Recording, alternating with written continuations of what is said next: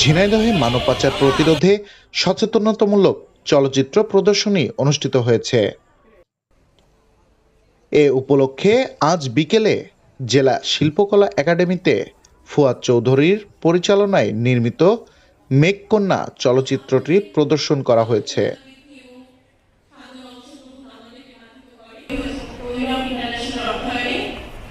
চলচ্চিত্রটি গত বছরের ১৭ নভেম্বর দেশের প্রেক্ষাগৃহতে মুক্তি পায়। এই চলচ্চিত্রটি উপভোগ করেন জেলার সর্বস্তরের মানুষ।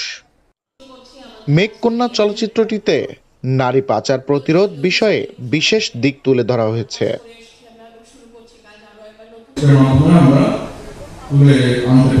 অনুষ্ঠানটি সুইজারল্যান্ড অ্যাম্বাসির সহযোগিতায় ওই নরক ইন্টারন্যাশনাল এর বাস্তবায়নের রূপান্তর এবং ঢাকা আহসানিয়া মিশন আয়োজন করেন।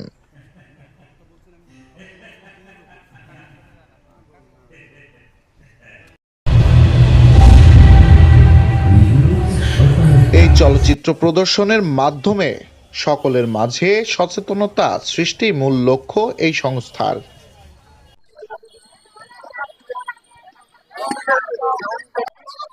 আপু পেয়েছেন? উইনট কর্তৃক আজকের আয়োজিত আমাদের এই স্বল্পদৈর্ঘ্য চলচ্চিত্র, এটা আসলে আমাদের ঝিনাইদহের জন্য খুবই জরুরি একটা বিষয় ছিল। এর আগে আমরা এই বিষয় নিয়ে অনেক সেমিনার মিটিংয়ে আমরা অংশগ্রহণ করেছি এবং জানতেও পেরেছি এদের কার্যক্রম সম্পর্কে। আসলে এটা তো আমাদের বর্ডার এলাকা, আর আপনারা জানেন যে বাংলাদেশের যে সর্বোচ্চ আত্মহত্যার যে প্রবণতা আমাদের ঝিনাইদহ জেলাতে। আর এখান থেকে অধিকাংশ সময় নারী পাচারের কাহিনীটাও সবসময় আমরা শুনে থাকি। আর যেহেতু দেশের বাইরে নারী পাচার হয় বিভিন্নভাবে, বিভিন্ন মাধ্যম দিয়ে এটা হয়, আর যেহেতু আমরা বর্ডার এলাকা, পার্শ্ববর্তী এলাকা, আমাদের এই লাইন থেকে এটা বেশি যাওয়া আসা হয়। সেই ক্ষেত্রে আমাদের নারীদেরকে সচেতন করার জন্যই আজকের মূলত এই স্বল্পদৈর্ঘ্য চলচ্চিত্রটা, এবং এটা আমাদের জন্য খুবই উপকার হবে এবং ভালো বেনিফিট পাবো আমরা আশা করি এটার মাধ্যমে। এলোমেলো মানুষের সাথে না যাওয়া, প্লাস হচ্ছে দেশ সম্পর্কে জানা, মানুষের সহযোগিতা নেওয়া, একটা কোনো কাজে গেলে মানে আশেপাশের মানুষদের কাছে জানানো, ভুল মানুষের সাথে না মিশা।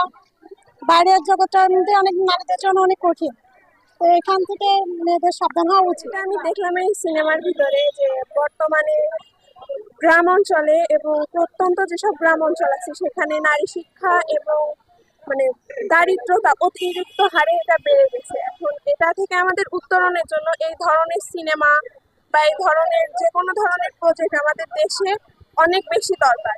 বিশেষ করে আমাদের এই বাংলাদেশের ঝিনাইদহের মতো বর্ডার এলাকা, সীমান্তবর্তী এলাকা, আশেপাশে ঝিনাইদহের অনেকগুলা গ্রাম আছে, যে গ্রামে থেকে যেসব নারী নিরক্ষর তাদেরকে অক্ষরতা দান করা বা শিক্ষা দান করা, বা যারা আছে